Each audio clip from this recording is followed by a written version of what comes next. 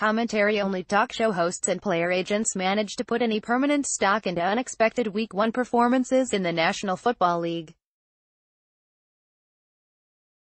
So it's only practical to understand who or what is driving the narrative. While the likes of James Conner receives whispers of comparison to Le'Veon Bell in one corner, but Jonas Gray in another. Which might be why you've heard about the sudden demise of old friend Jimmy Garoppolo. After escaping the Houston Texans and exposed blockhead Bill O'Brien Sunday in their season opener, the New England Patriots have officially turned the page on what was considered a tumultuous offseason, one filled with enough soap opera storylines to create a separate subdivision at TMZ.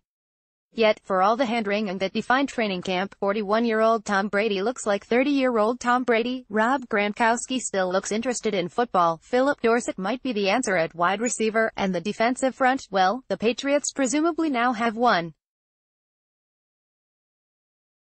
What me worry, indeed. Even if the 27-20 victory over Houston didn't come without its own laundry list of flaws, it was enough to retrieve the cocky mojo that normally defines the New England fan base. Bill Belichick, the man who is single-handedly considered by some the diabolical architect of the Patriots' loss to the Philadelphia Eagles in a Super Bowl, is suddenly Midas again.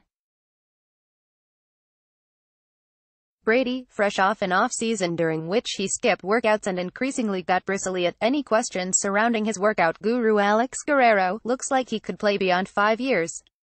And it all has some Pats fans singing a familiar refrain. I told ya. That brings us to Jimmy Garoppolo's season debut in Minnesota Sunday, a performance that ranks somewhere in the midst of Matt Gutierrez among memorable outings by a former Brady backup.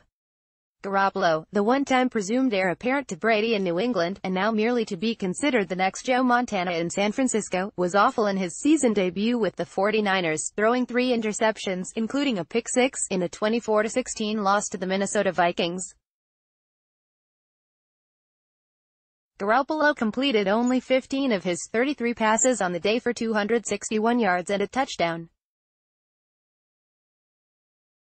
His 45.1 quarterback rating was the worst of anyone who played quarterback for a full game Sunday. Marcus Mariota was 29th with a 36.2 rating on only 16 passes, or not named Nathan Peterman, 0.0.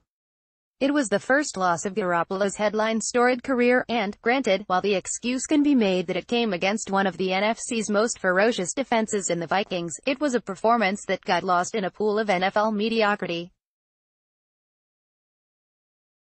Never want to lose, Garoppolo said. It sucks. He's now 7-1 in 8 career starts in the NFL. Brady, meanwhile, improved to a regular season career mark of 197.550 with his win over the Texans. Cue the refrains. Told ya. As we quickly approach the 1-year anniversary of what was considered a franchise-altering maneuver, Brady and Garoppolo promised to provide a sidebar for the remainder of the season, and if that's the case, then Brady can safely consider himself a victor during Week 1. It was a good day for the camp that believes Brady can likely play until he considers dungarees proper attire for eating supper. For the crowd that preposterously has already tabbed the 26-year-old Garoppolo the next best thing in the NFL, let's just say there will be better days.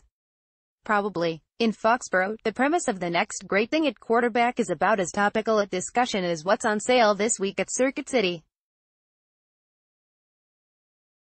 It is a discussion we had for a short while these past few years, when Garoppolo was in town breathing down Brady's neck from the sideline, reminding the future Hall of Famer that football mortality was an inevitability. Brady, in turn, used the ways of Guerrero's all-powerful force to make himself a better quarterback in his late 30s than he was in his early 30s, throttling New England to a pair of Super Bowl victories with Garoppolo merely waiting a turn that would never come under Belichick. The coach, as the story goes, was forced to trade his binky after Brady went to owner Bob Kraft pleading his case.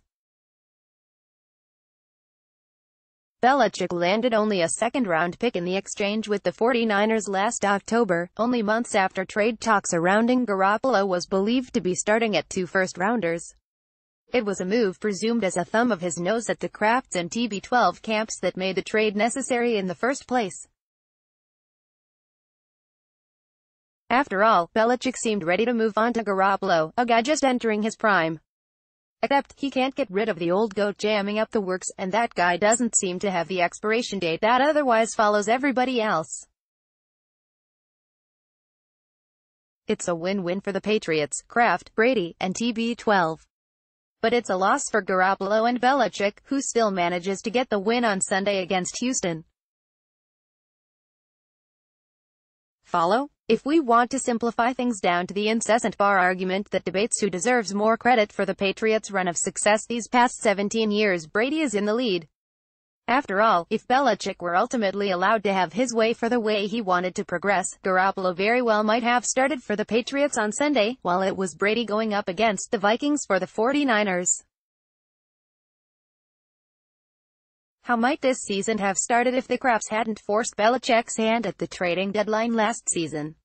It's worth keeping an eye on the pieces to imagine what bizarro Patriot plays looks like. Consider it in those terms, and this was a much bigger victory for Brady than the box score might indicate.